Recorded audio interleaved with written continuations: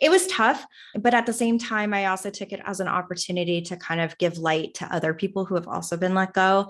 I think it was really important to show that like literally anybody in the space can get let go. Like, Adrian Spire, amazing, tenured community person, was also recently laid off. And with the Venafi layoffs, like my manager, Holly Firestone, was also let go. And with all these amazing people who, are well-known names in the industry, for them to be, laid off as well, it's not a reflection. That was Tiffany Oda, one of the most recognizable names in the community industry. She is the COO of Talkbase, a young startup that is building the community CRM for other startups. She's also the co-founder of Community Observations and the biggest advocate for community operations as a unique discipline. In this episode, she'll speak about her experience of being laid off and how she got back on her feet.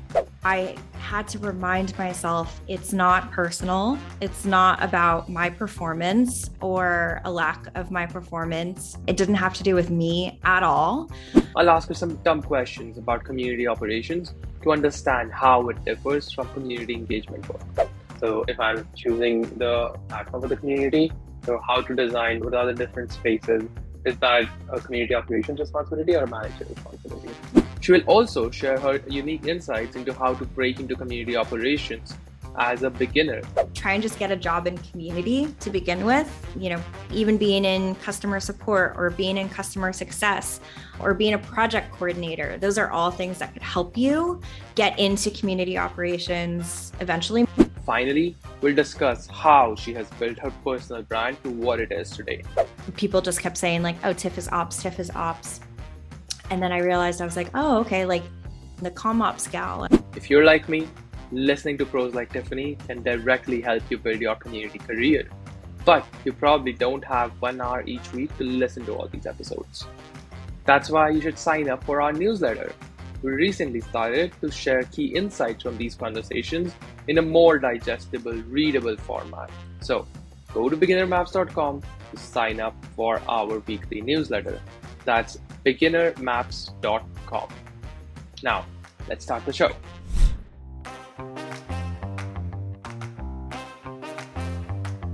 Hey, welcome to Beginner Maps, where we showcase stories of scary career pivots so that you get the courage, path, and role models to carve out a career that you love.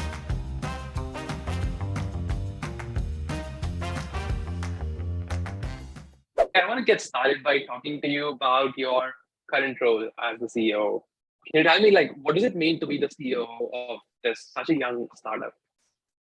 Yeah, that's a great question. It's pretty crazy. A lot of work to be done. I started with Talkbase part-time, actually, just as a strategic consultant.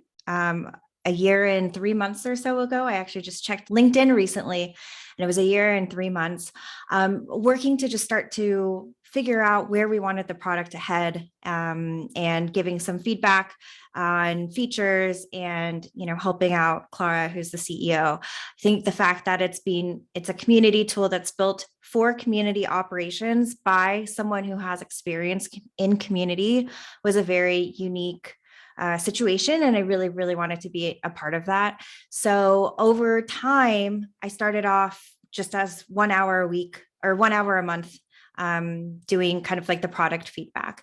And then over time, it became more and more so where, they offered me a role as head of community, but at the time I didn't want to go back to the startup life. And so I was like, this isn't really the right time, but maybe I can increase my engagement a little bit. So I increased my hours and really started working on relaunching our community, working on some community programs like our Talkbase Ambassadors program, really started looking at the roadmap for the community and things like that. And then I was actually affected by layoffs in December of 2022 with Venafi, which was my full-time job. And I, talked to Clara and decided to join full-time as COO. It is a really interesting and exciting role to be in because as a startup, you know that you're wearing so many different hats. And I tweeted about this the other day. I feel like I'm on a trampoline sometimes because I'm spending time up in the air, looking at the high level roadmap, looking at the strategic direction, looking at our, things like our runway and our hiring strategy and all this stuff. But then at the same time, because we're a startup and we're such a small team, I'm writing knowledge base articles, I'm copywriting and copy editing, and it's all this, low level and high level kind of balancing the two work, which is really exciting. I do also think that with being CO, it's expanded scope. So I'm doing more than just community operations now, even though community operations is part of my function. But at the same time, because we're building a community operations tool, I still got to be really involved in the community industry and putting out, thought leadership and putting out content and things like that. So it's a lot, but I've been officially in the role for almost 2 months now, and it's been great. Yay! Congratulations. This Thank sounds, you. I love your analogy of the trampoline going from the ground level to like spending time in the air. I love it so much. It sounds super exciting. Thank you. Do you, which part do you like more? Being in the air or jumping from the ground part? I think they both have pros and cons. But I love actually, I don't have an answer for that. I love both. I love just being able to like be in the weeds and do work, but at the same time, it's so important to kind of see big picture too. Mhm. Yeah, no, I like it all. I love it. And how many people are there on the team right now? We are 12 people now. Wow. Okay, that is very Mhm. young. Okay. Very, very young. It's amazing. And I'm so sorry to hear about your layoffs, but it looks like because you have, already been working and you've been, doing things outside of your full-time job that kind of helped you get get back at your feet after the layoff and after being impacted. Yeah, absolutely. I think I came out very, very fortunate. I look at some of, my other community friends and community acquaintances who have been laid off, and even, my former coworker Sophia, who's still at Venify, and it's a tough situation all around, not only for the people who are let go, but even for the people who have to remain and pick up, additional work afterwards. I definitely count my blessings that I, already had something that I was working on that was exciting, that I was passionate about, that I could fall into pretty easily. Yeah, this is really, really lucky, and also I guess like just pays off the dividends, like the work that you already put in, that you could see it paying off dividends. But I want to Mhm. take a minute to talk about the emotionally challenging part of being laid off, because what happens is with a full-time job, a lot of our like self-esteem is tied into the job and the role itself. And when you're let go, it can be really difficult and emotionally challenging. Mhm. Did you face that? Yeah, absolutely. As much as we try not to, I think your job and your role does become, a part of your identity, and you spend, 40 plus hours a week with these people, with this company doing the work. And, all the companies are like, oh, like we're family and all this stuff. But then the layoffs happen, and it kind of just shows, how cutthroat and how business everything is. And it's definitely emotionally challenging. I was actually part of the like initial conversations, knowing that the layoff was about to happen, and seeing it in the space every day. There were new layoffs happening, and so for me, I think I had to remind myself it's not personal. It's not about my performance or a lack of my performance. It didn't have to do with me at all. And then for Venify specifically, it honestly sucked because I was recruited over from Salesforce to Venafi. And I thought I was going to be at Salesforce forever. I was very happy. I loved the team and everything like that. But I think the opportunity to build a brand new community for an existing company. So Venafi has been around for a while. They were going to build a brand new community, and being at Salesforce, the community is so strong already. You work to optimize it, you make it better, you work on scaling certain things, which I did. But being able to build something from scratch was really exciting. So And I you was built the Verify community from scratch yourself? not Oh, myself. that I must, did it with yeah, my team, but but you're in laying the groundwork. Oh, that yeah, must be doubly difficult because it you, was. It yeah, was. it's like a Um, baby.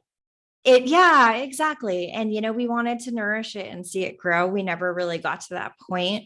And so I think also just kind of seeing, hearing that community is a priority, that we have executive support of the community and all that stuff. But then at the end of the day, community was one of the functions that was cut, is kind of also indicative of what other companies are doing as well. It's like, oh, community is great. Community is awesome, but we're not going to give you resources. We're going to let people go. We want fast results, all these things that community really can't do. Like we're not fast results driven. It's a slow build. We need to build those relationships and everything like that. So it was tough. But at the same time, I also took it as an opportunity to kind of give light to other people who have also been let go. I think it was really important to show that literally anybody in the space can get let go. Adrian Spire, amazing, tenured community person, was also recently laid off. And with the Venafi layoffs, my manager, Holly Firestone, was also let go. And with all these amazing people who, are well-known names in the industry, for them to be, laid off as well, it's not a reflection. Yeah. Yeah. Yeah, I mean, I wonder about this. We're seeing so many talented, incredibly talented people, community people being laid off, and like the people who are making the decision to lay off the community teams, they're also they're not stupid, they're very smart. So where do you think the dissonance is? Why is community being impacted like we are? And let's say, what can we do about this as an industry? Is there something we can do about it? I think we're working on it. I think community is still very new, even though it's been around for a while. A lot of people still don't really understand what it is. And I think the fact that community is so cross-functional, we work with every single team at an organization. And so there's a lot of kind of dynamics cross-functionally to play. Also, I think because community tends to sit on a different, sometimes it sits on marketing, sometimes it sits on product, sometimes it sits on support, et cetera. So I think clearly defining and establishing community as its own entity and its own, pillar in a company and how it runs, is important, which I think work is being done. There are people who are putting out content. I think there's a lot of education and awareness going on. And then I think the second big part is, and this is also something that we're working on, is being able to easily show the ROI of community. Community is not usually a revenue generating function. And so for the higher ups who may not know about community, who look at it, it just looks like a money sink. But at the end of the day, there's a lot more happening, and it's important to be able to show that. And so I know that there's, I've been trying to put out some content. I know others in the space, other leaders in the space have as well, in terms of making it easy to show okay, community qualified leads are bringing in X number of actual qualified prospects and conversions for a sales team, or, based off of the product feedback that is getting put into the community, we're able to more effectively create our product roadmap, or, case deflection, things like that. Being able to kind of just show that value, I think, is another really big thing to try and, get this on the right track and hopefully help prevent future community layoffs. Yeah, I agree with you. And the part where you said that the community industry, how it is so young, and that is one of the reasons.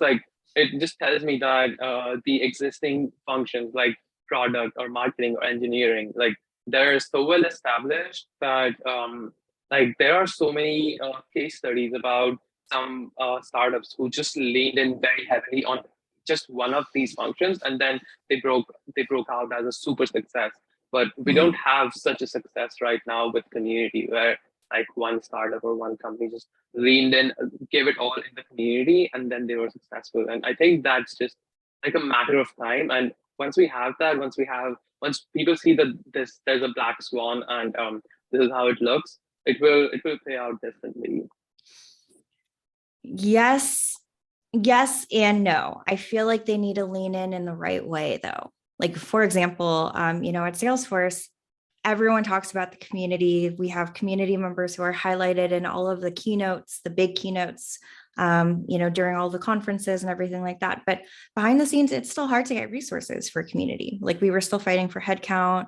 We still had to prove the worth of, certain programs and running certain programs and, making sure, for example, that our community members weren't targeted for marketing or sales campaigns. We still had to protect the community members. And so I think even in an ideal scenario, it's never going to be perfect where, you just get all the resources that you need or people understand all of the aspects of community. I think there's always going to be a challenge of educating people on kind of the intricacies of community management and community building.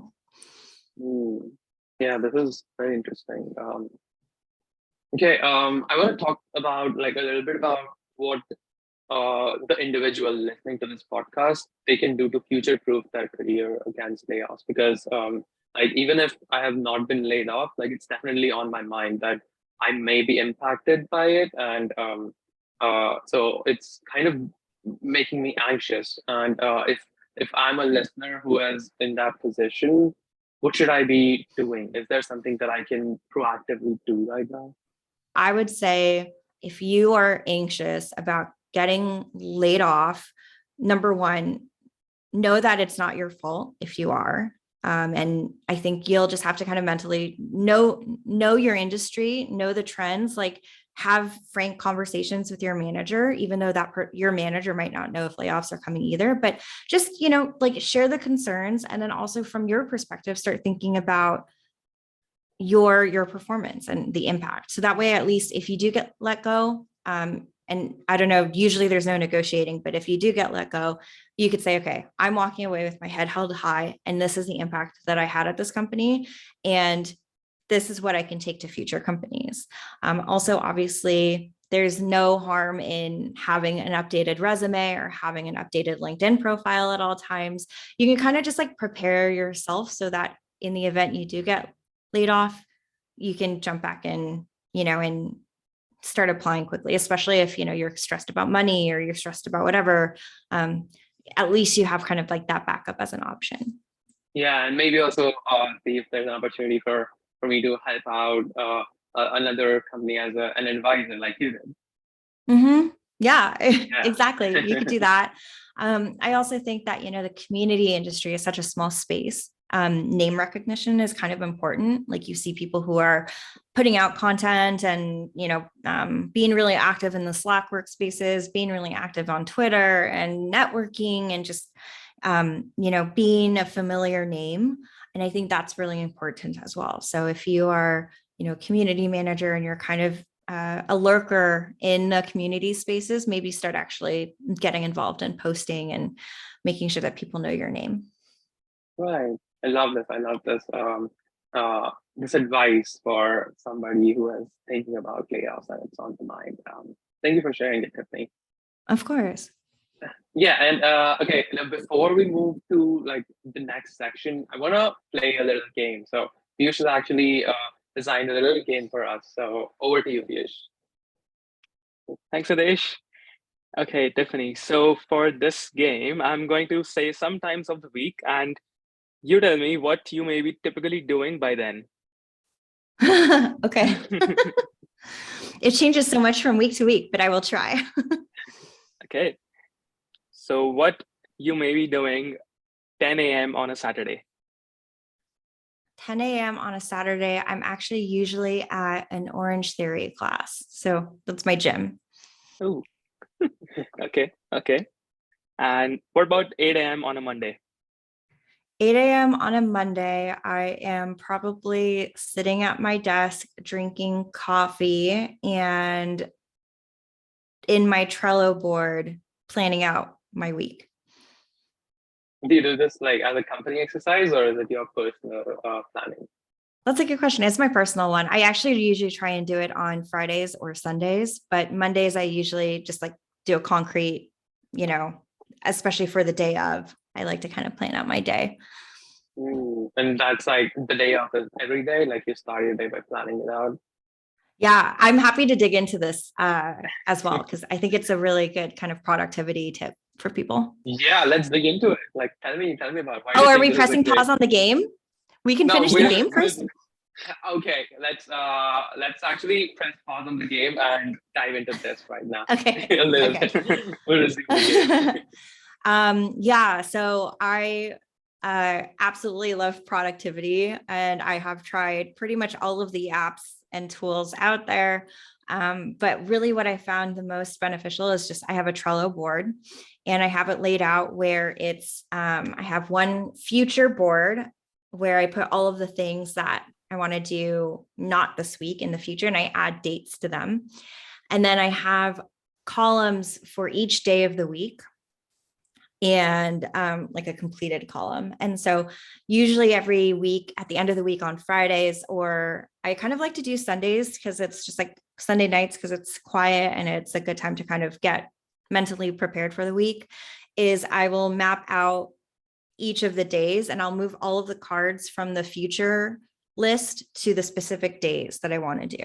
And then I look at my calendar and I'm like, okay, well, if this takes an hour and I have this gap, I'll add in focus time to work on those specific items. And then it's a pretty easy indication of, okay, like I obviously have too many things scheduled for Tuesday. So I need to move some cards over to Wednesday or Thursday. Also, I have some Trello cards that maybe it's a Monday and something's not due till Friday, but I want to make sure that it's done by Friday. I will have it on each day of the week. And then after Monday finishes, I'll move it over to Tuesday. And when Tuesday, I'll move it over to Wednesday. That way it kind of follows with me. And then I get to work on it a little bit every day to make sure that it gets done by the deadline.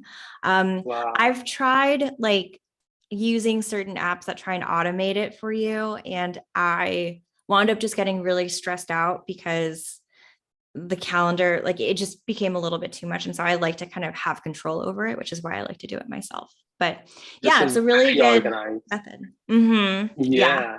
I love my Trello board so much. I think we can see the operation side of you on the personal level with this Trello board.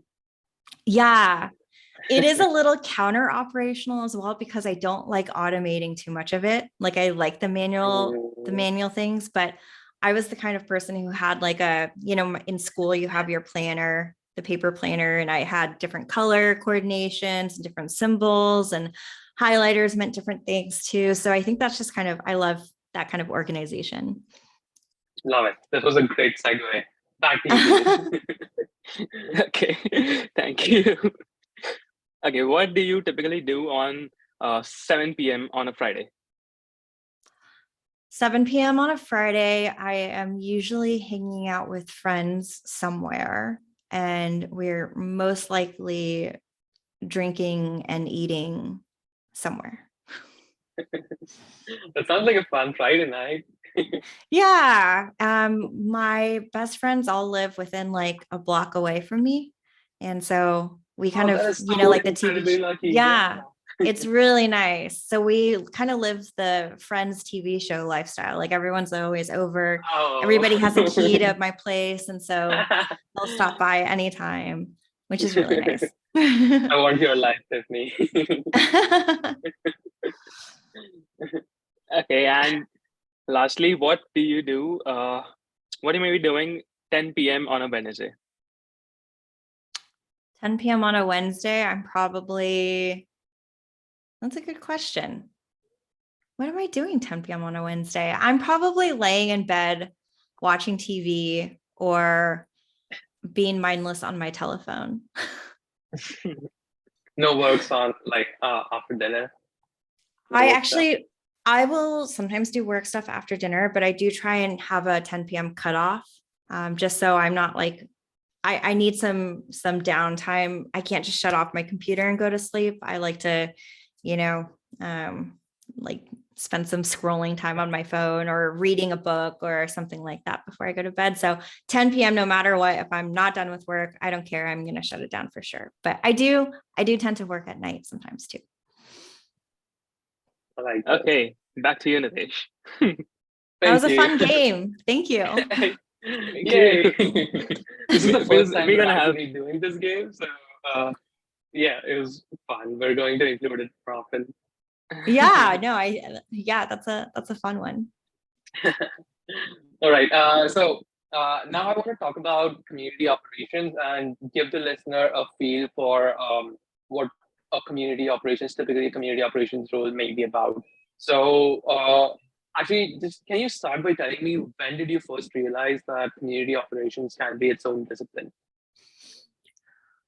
I think the realization happened over time while I was at Salesforce. So I started at Salesforce as a program manager, and my role was to, manage community programs. Over time, I realized whenever I was managing a program, it'd be like, okay, I'll handle the tech stack, I'll handle setting up the application, I'll handle the documentation, etc. And then community manager person will handle the comms plan or will handle the engagement or will, work on the copy for the emails, things like that. And over time, it kind of became more of, I kept hearing more and more. So Tiff will do the ops, and then so-and-so community manager will do the engagement, blah, blah, blah. And so I think over time, I also realized that, community managers are amazing at usually one side of the brain. They're the people who are amazing at the rapport building, the relationship building, the being personable, being kind of front of the house, being out there with all the community members. But when it came to, setting up an integration or thinking about scalability, that wasn't their area of expertise. And, same thing with like engagement and growth is not necessarily an area of my expertise. And so as time kind of continued to progress, people just kept saying like, oh, Tiff is ops, Tiff is ops.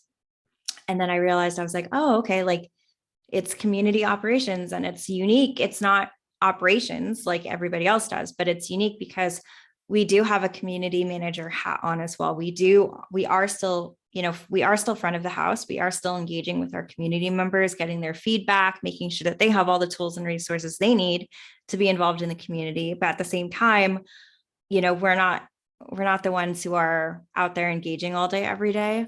And so that was kind of when I started using community operations as its own term and worked on, getting my title changed and, really making it a designated part of a community team. Just like you have a community coordinator, you have a community manager, you have someone who works on engagement. Like when you think of a team structure for a community, I want operations to be on that diagram. Love it, and that the fact that you went to ask your title to be changed to be called community operations. Why did you? What motivated you to ask for this change in the title? Because it wasn't program management. I mean, I think part of operations is program management. Obviously, I think, you're creating like the project plans and the work back schedules for various community programs. But at the end of the day, it's so much more than that. Like a program manager shouldn't necessarily be working on migration for platforms or, vendor assessment if you want to work on implementing a new platform or anything like that. Like there's a lot more to operations, and program management is just a piece of that. And then I also realized that it is a pretty unique niche that I don't think a lot of people think about. I think all community managers have to do it to some extent just because we're all small teams and we don't have, the support or the resources. And so I just really wanted to make sure that people were aware when they're doing operational work for the community. I like this, and I like your analogy of how it is doing the back house work of the community. Um, like, can you give me? I want to make it like really concrete. So, can you give me some examples of things that community manager might do, and then some things that the community operations manager might do? So, Yeah. you mentioned So engagement. That mhm. is community manager talking to customers, community members, community manager. Um, Tell me about community operations. Yeah. So community operations, I think first and foremost, we're kind of the admins for all of the tech platforms, the tech stack. So for every platform that you use, whether like let's say your community is hosted on Insighted or even Slack, we're the ones who are setting everything up, making sure that, for example, even in your CRM, you're tracking your community members, you have, a way to onboard them. You can track their activities and what types of posts they're doing, things Analytics. like that. Analytics. You're also working on like the integrations, like making sure all your platforms are talking to each other and that you do have data flowing between them. You're also working on documentation, and the documentation can be both internal documentation. So let's say someone applies to be a user group leader and someone on your team is reviewing that. You can make the documentation on like, this is how you access the list of people who have applied. This is how you accept or reject them. This is how you push them through the funnel to the next step. You're also working on front of the house documentation of like, hey, you want to apply to be a user group leader. This is how you do it, or this is the application. And operations is the person who is also setting up that application form, and making sure that all the information is captured. We are also the people who are looking at like process bottlenecks. So for example, to that point of the user group leader applications, let's say, you're reaching 500 applications a month and you only have one person to do it. How do you scale and automate that so that this one person can still handle 500 applications or even more if the program continues to grow? So looking for bottlenecks, looking for kind of like risk areas where the team might not be able to sustain that momentum, running reports, obviously the platforms. And then obviously there's just a lot of like ad hoc requests. So from a program perspective, every program that a community launches, whether it's ambassadors or super users or an event series or pretty much anything, there's operational components. So how do you set it up? How do you track it? Things like that. So we're doing kind of all of that behind the scenes to make sure the That makes community is running. a lot of sense. I mean, I've fallen into a lot of trouble when I organized like an event and then realized later that the event page and the Zoom that we were hosting it on, they weren't really talking to each other, and there was like a Uh-huh. last minute problem, and we were all we had to be in an emergency mode in the last minute, and it seems to me that this problem would not have occurred if somebody was taking care of the operations side and thinking about operations as its own thing. Yeah, exactly. And I'll give you a very specific example that happens a lot is, let's say in your CRM, you're tracking your community members and there's a field for country. Mhm. And right now it's a free text field. So people are writing, for example, United States, US, USA, U period, S period, A period, all these different things. And you're trying to run a report to see how many community members you have in the US. You can't easily run that. And so operations is also looking into things like that of being like, hey, rather than a free text field, maybe we make this a drop down so we can report on it more easily. It's kind of just like being able to that trampoline point, be able to be in the weeds, be able to kind of see that level of detail, but at the same time, also be high level and be like, hey, so at this rate and this growth of this program, we're going to need to work on automating to save time later on. Otherwise, we're not going to be able to keep up. So it's kind of, maintaining the balance of all the things. I'm curious.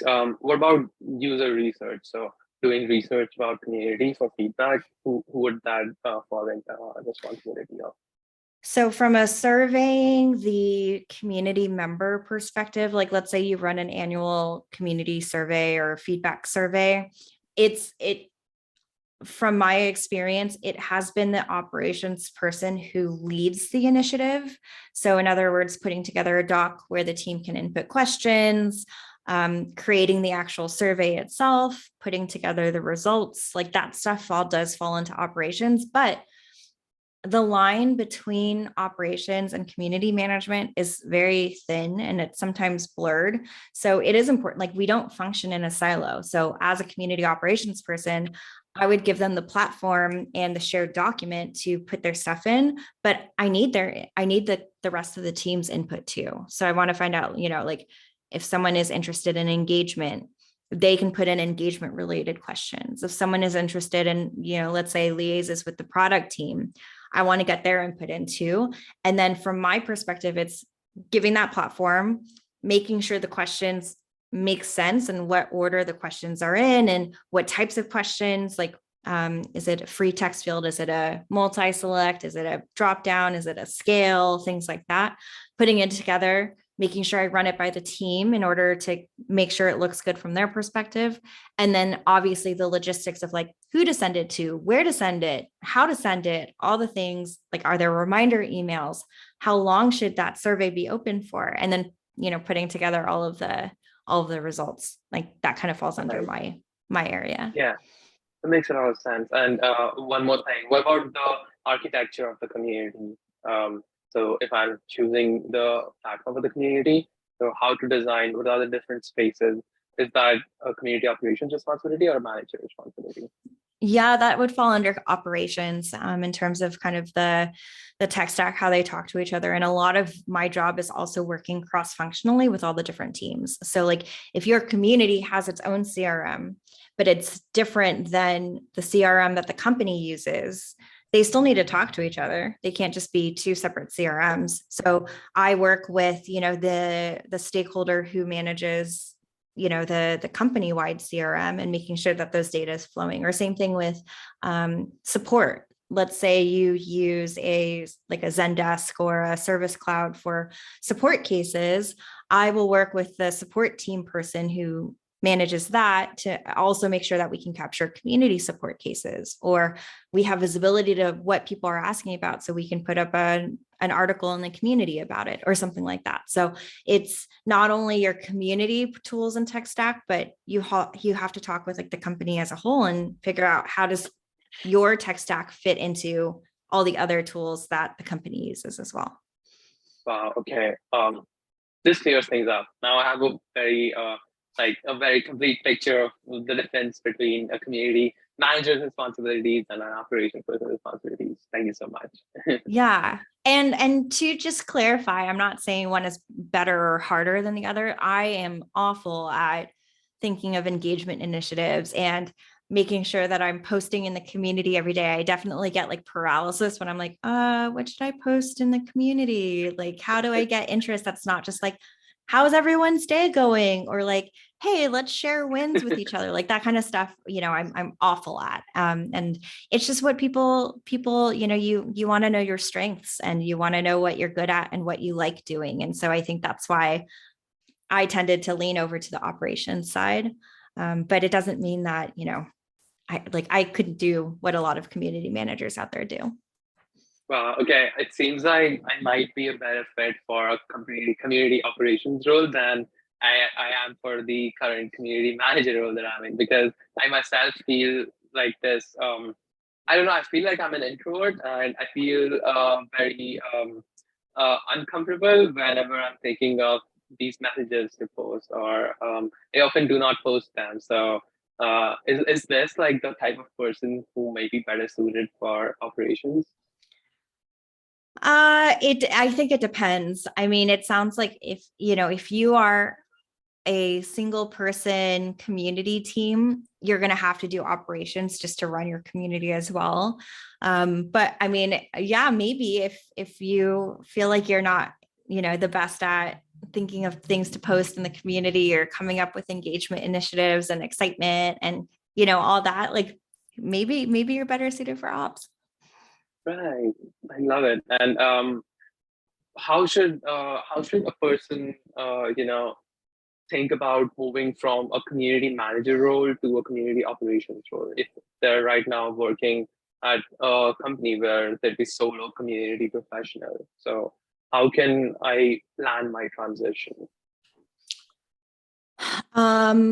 So if you are a single person community team and you want to work more on the operational perspective, I think first you need to think about what stage your community is at and what like a full-time operations person would do. So highlighting kind of those bottlenecks and highlighting the areas of operations that are needed to get done, I think is going to be an important kind of like business case to show that you need a more dedicated operations person and then fitting yourself into that role. I also think a big part of operations and being in community operations is understanding community to begin with. I think that's kind of one of the unique factors. And so I do think that you should spend some time, doing engagement initiatives and doing the other side, just so you kind of understand from an operational perspective how to support that.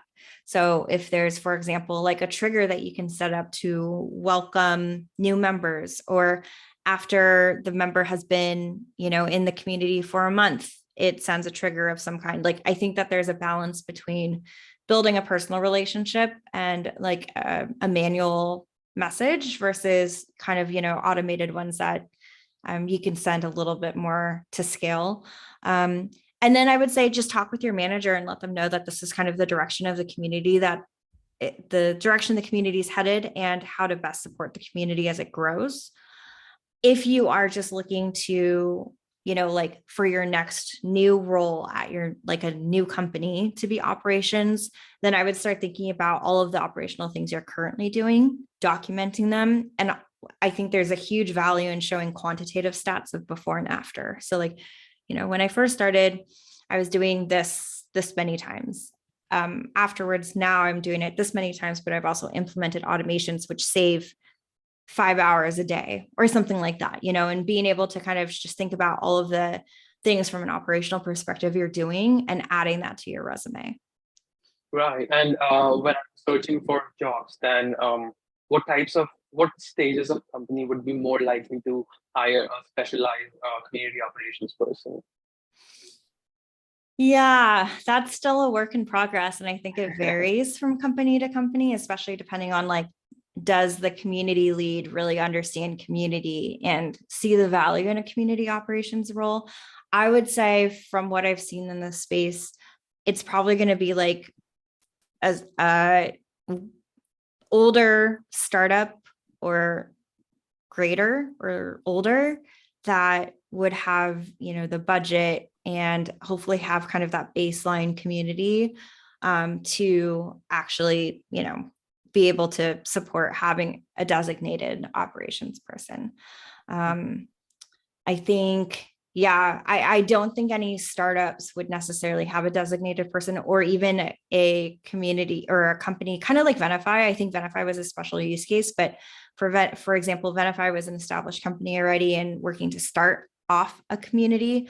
I feel like first they would most likely hire a generalist who can do both, or someone more focused on the community management side.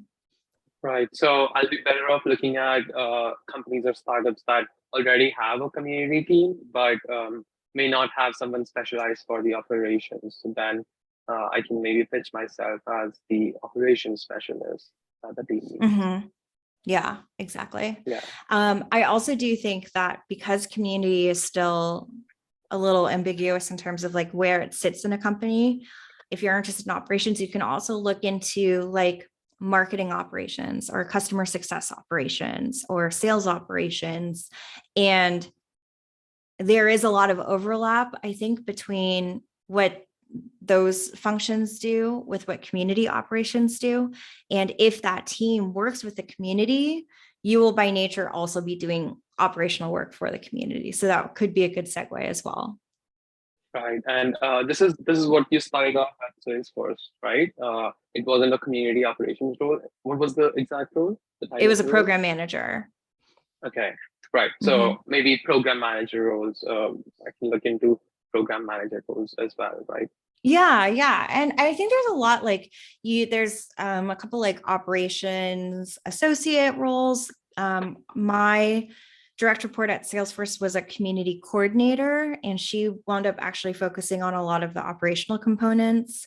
Um, there's project manager, program manager, um, and then there's even been some like product related ones that I've seen out in the space that are like more focused on like the product itself. So I think, yeah, just reading the job descriptions and kind of looking for the operational pieces, you'll find more jobs that you can apply to than just looking for community operations. Right.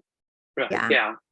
Yeah, that makes sense because it is again such a new discipline that the language is not really out there. The language of speaking in terms of community operations, especially amongst the leadership of companies. Mm-hmm. Right. Right. Okay. And I would That's also helpful. say, Yeah. sorry, last thing is I would also say be open to just like regular community manager roles too, because, even though we talked about that being kind of like different skill sets, at the end of the day, if you are looking at a startup or looking at a company where community doesn't yet exist, you might still have the community manager title, but there's going to be so many operational things that you're going to be doing anyway. So I would say just be open. Yeah. Yeah. Totally. I think that's a great advice, and I found that you can, do more of the operations work and then the engagement work, even if it's not, what I have done, even if it's not my strong suit, I can do and lean heavy on the operations skill set and the organization part. And I, Mm-hmm. yeah. Mm-hmm. Yeah. Okay, and now let's talk about the resources to learn more and upskill myself in the operations. What Mm. resources do you recommend? Oh, great question. So I personally love both the community club and the CMX Slack workspaces. I think there's amazing people in both of them. There's a lot of overlap between the two, but if you want to start networking and start connecting and getting resources, I think that's a great place to start. There are I have made it so that there are community operations channels in both of those workspaces as well. So, You started that. um, yeah, I definitely had a role in having both of them there. So I would, be sure to join the community operations channels in both of those workspaces. I would also recommend joining the Talkbase Friends community because we are also focused on community operations. So that's another good place. I feel like this is going to start being a little bit of self-promotion, but I do also have a course on Community Club C School that's just on community operations. I would join my observations community. And I also have a blog where I try and post a bunch of things for ops as well. That's why you are the most popular community operations person, because you are literally the person creating these resources and leading the charge for this industry. Thank you. Yeah, I'm trying. There's a lot of amazing people who do operations out there though too. Tell me about them. Tell me about some of the other operations person that you draw inspiration from. Yeah, well, first and foremost, my observations co-founder, her name is Cassie Mays, and she's the operations person for the Atlassian community team. For those of you who might be starting to dabble in community or starting to dabble in operations, for a long time, I felt very isolated because I was just the only person doing back of the house things for community. And in the community spaces, there's all these amazing community managers like talking about, all the front of the house things. But I was introduced to Cassie, we started talking, and it was amazing of like, oh, wait, you just chose this vendor too, or oh, you encountered this issue when you're migrating, or all these things. And I was like, wow, like we're doing the same thing, and that's really cool. There must be more of us out there. So we decided to start this meetup. We have like 350 members now. Amazing. I thank you. It's kind of crazy actually. Just yeah. And yeah, we Going try from and you just like thinking share that this. you're the everyone in this space to 350 members who are joining you. Yeah, exactly. So we're not alone. And she, is kicking butt as an operations person. Like I use her as a sounding board for a lot of the things. She's great with platforms and the tech stack and great at kind of being able to lay out projects in an organized manner. And she's amazing. I think Jamie Lanskov is also an amazing community operations person. She just started her own consulting business as well, focused on kind of like exec community communications and education and kind of working with exec teams. Andy Claremont is another amazing community person. He's really good at like the tech stack perspective in terms of integrations, configuring platforms. He's really up to date with all of the different tools that are out there. And then, of course, my former skip level manager, Erica Cool, and Brian Oblinger started the In Before the Lock podcast, I think like right at the beginning of COVID or something like that. And that is truly the best community podcast, in my opinion, that's been out there because they dig really deep. They go into the nitty gritty. They show actionable ways to actually do things in the community. And a lot of it's kind of, there's a lot of the community management and building side, but they're also operational geniuses who talk about operations very deeply in the podcast. So that's all great too. Wow, yeah, we will link to all of these people and their profiles in the show notes, and people can just learn more about them. Yeah, no, they're people who I definitely look up to and follow as well. Amazing. Okay, and tell me, like, what do you do in the community observations community? What is it about? And yeah, just tell me about it a little more. Yeah, so I think there's a couple main goals for observations. The first one is just to introduce operations people to other operations people. So, just there's like networking and there's chatting, and we try and make the Zoom chats as interactive as possible. But we do monthly virtual meetups. Each one has a theme about something related to operations. And it's a combination of guest speakers who have experience in those areas, to Cassie and I talking. We've done a couple panels. We're thinking about maybe doing like workshops of some sort as well. But really just diving into like, these are real life projects that an operations person would do, or obstacles that we would encounter, or, these are some best practices from learnings.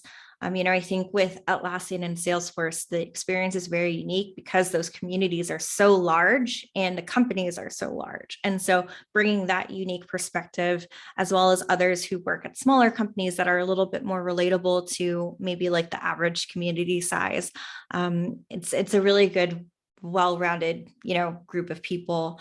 And so we just try and share best practices, thought leadership, tips and tricks, lessons learned of things not to ever try or do ever again.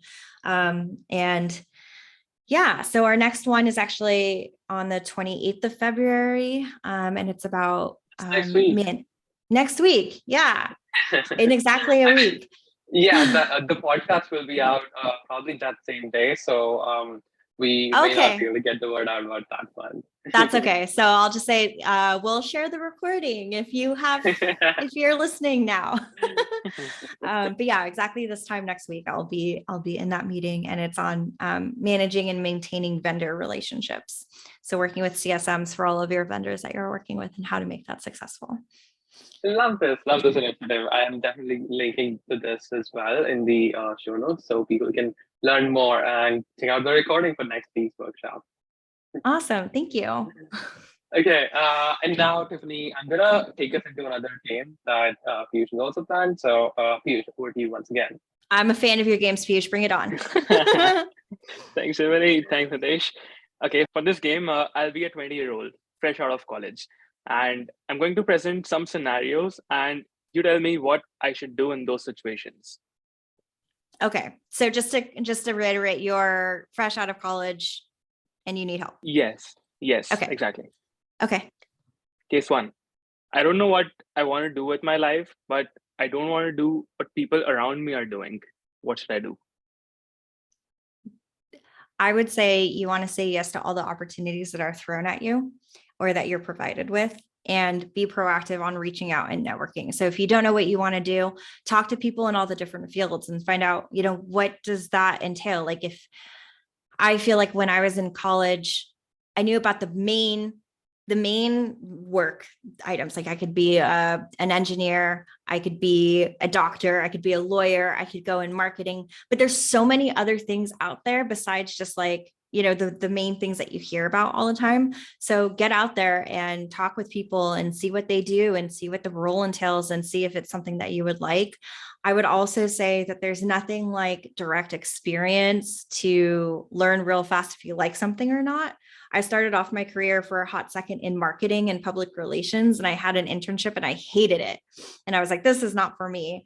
And I was also pre-med in college, and I had 1/4 of an internship in an emergency room and I couldn't do it. And so, yeah, just getting out there and kind of, free internships suck. Like, if you're not getting paid, but at the end of the day, like, being able to kind of play the field a little bit and see what's out there and figure out what you like. I think that's the best way to do it.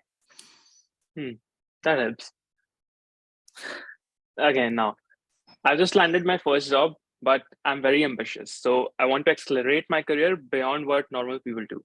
What should I do? Again, I would say yes to everything. So if they're like, hey, like, are you interested in doing this project? Say yes. If you're like, and think about things that are outside of your job. So don't ever have that, like, that's not my job mindset. So be like, yeah, I can run this email campaign, even though if you're not in email marketing or whatever, just say yes and be open to new things. I would say also always be in the mindset of learning. Even for me, I'm still learning things every day. Never lose that humility and that openness of and wanting to learn. But also just know your limits, because I was really ambitious and you can burn yourself out very easily. Or if you sign up for too much and you get too much on your plate, things start falling through the cracks, and then you actually do worse for your career because you're not doing everything right. So make sure you prioritize, but yeah, like, do things out of your comfort zone. Okay, and what if I'm looking to break into the community operations in the next 6 months with no prior experience? Because I'm fresh out of college. What do I do? I would say, kind of to our earlier point, is try and just get a job in community to begin with, or even some front of the house role where you're doing front of the house stuff. So like, if even being in customer support or being in customer success, or being a project coordinator, those are all things that could help you get into community operations eventually. Maybe not in the first 6 months, but that's how I started in the space, was support, onboarding, customer success with a lot of project management. So I think, having those skill sets and just learning the basics, I think will be good. And then find a mentor in the community space that is maybe focused on operations. Okay, I love thanks, this. Tiffany. And yeah, I wanna actually, I love whatever you said, all your pieces of advice, and I wanna double click on what you just said in the end about finding a mentor. How can I go about finding a mentor? Because this is something that I personally struggle with. Yeah. You obviously, I think, want to find a mentor that's a good match for you and understands, the stage of life or your career that you're at, and also has the time to help you. I know I was, part of a couple of mentorship programs where I just didn't see the value. It was like, oh, we meet monthly and we force this conversation to happen, and nothing really comes of it. So think of what you want out of the mentorship. Is the end goal for you to get a job? Is the end goal for you to have, a long-lasting relationship where they can help you throughout all the stages of your career? There are some mentorships where it might just be for a set amount of time, like, hey, I will help guide you to landing a job and then you're good, or something like that. So figure out what you want from a mentor, and then I would say just start looking on LinkedIn, start networking again, maybe even ask friends in the space. So like if anyone out there is listening and they're looking for a mentor in the space, like feel free to DM me on any of the things and I can, see kind of where you're at and maybe look to see if I know anybody who would be a good mentor match for you. But don't just choose anybody just because they have more experience or they're in the field. I would say like it needs to be a good personality fit as well. And they need to be able to have the time to commit to you because it's, yeah. I think some people take the role of being a mentor pretty lightly, of just like, oh yeah, I just have conversations with my mentor every month, like, or mentee every month. And it needs to be more than that. Like it needs to be recurring conversations, even between those meetings. Like, are you slacking together? Are you like checking in on them? Things like that. And for example, I've had a couple of mentees where I'm like, hey, okay, like we need to update your resume. Can you send me this? And they don't send it. And I'm like, hey, remember you need a new job or remember you wanted a new job? Like, let's get this done. Because I am bought into your success and I am invested in you. And so you want that mentor to be invested in you. I love it. And what made you like? I'm just so curious about understanding like what made you invested in their success. Do you personally know them? Is that why you were invested in their success? Yeah, usually when I pick up mentees, it's I've like worked with them in some capacity or have seen the work that they do. And then sometimes they'll ask, sometimes I'll even be like, hey, like I see a lot of potential in you. Are you looking for a mentor right now? But it's not just like a random match, like, yeah, I don't think those tend to work out too well, at least from what I've seen. Yeah, this is amazing of you that you try to reach out to people and offer help or being their mentors. I wish someone has would have asked me, and me and Piyush discuss it so often. Like we wish we had a mentor that we can look up to. But this helps. So thank you, Tiffany. Yeah, of course. Okay, I'm gonna take us to the last round of the this episode, where I Okay. want to talk about how you have built your personal brand. So we've been talking in you have obviously built a very formidable brand as the community operations person. So, but you obviously would not have started there. You started out with doing something completely different. How did you get to where you are now? I have to credit a lot of my, like, I would say I guess my name recognition to my opportunity at Salesforce and my time at Salesforce. I think because the Salesforce Trailblazer community is so, what's the word like that I'm thinking of? So admired or so well known in the community space. That was already a huge, like, kind of step up for me. And then I would say speaking at events, and I found a niche area that I think also helped very much. I mean, there's so many, so many people out in the space. Like, what is your specialty? Like, what's your forte and what makes you stand out from the others? And then just saying yes to everything. So saying yes to, being on podcasts and saying yes to speaking at conferences and saying yes if people reach out for collaboration opportunities. It's a lot of work, but I think I find a lot of enjoyment out of it. And then I also think, doing these things is part of the way, but then also you want to establish yourself as a thought leader and have unique perspectives on things and sharing it with others. So I think that's why, putting out my blog, and I've been working on kind of like branding the ComOps gal as like my personal brand, which is still fairly new. And just like making sure that people know what you're good at and what they go to you for. So people know, like, operations, oh, like I should go ask Tiffany, and then I would say the last thing is it's really helpful to have conversations with people. So whenever anybody reaches out, they're like, hey, I was wondering if I could grab some time on your calendar. Like, I'm really busy and it's very difficult, but I do try and at least have, 1 to 2, like 15-minute, just quick meet and greets a week. just to kind of like expand my network, make new friends. So if, they see someone asking like, oh, hey, like I have this question on ops, they'll be like, oh, you should reach out to Tiffany. And then it kind of expands your network even further. So I would say those are kind of the main things. Love it. And is this like, how did you get to the advisor role at Talkbase? Was it through one of these networking calls?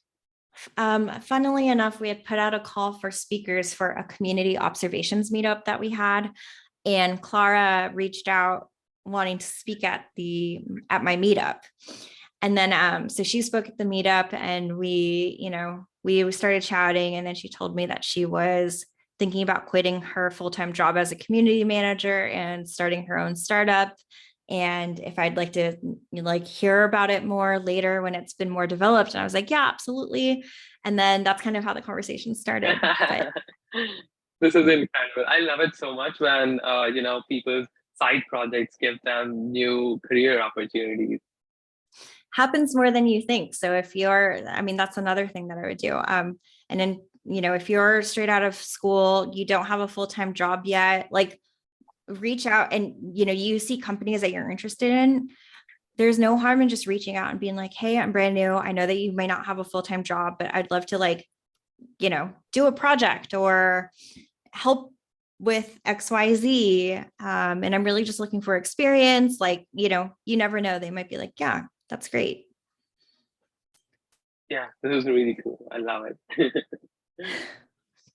Okay, and what are you doing today outside of your job? So you mentioned you're writing articles for COO, which is your blog, right? Mm-hmm. Love the name COO. And Thanks.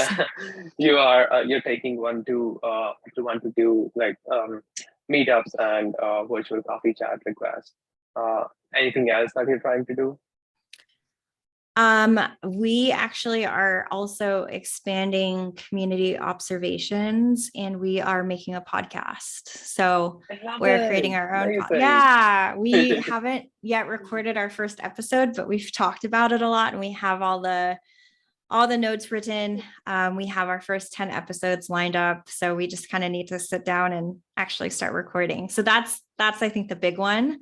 And then also I'm trying to figure out, I want to speak at more conferences this year. I really loved that CMX Summit was in person. It was really nice seeing everybody. So really trying to line up my conferences for the year too.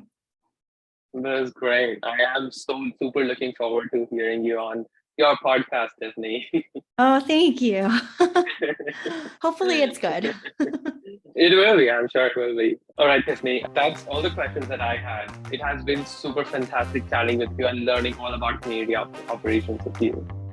Thank you so much for having me. This was such a great conversation. And just want to say, for anybody who's out there who's just starting, it's a scary, very stressful time. Don't be too hard on yourself.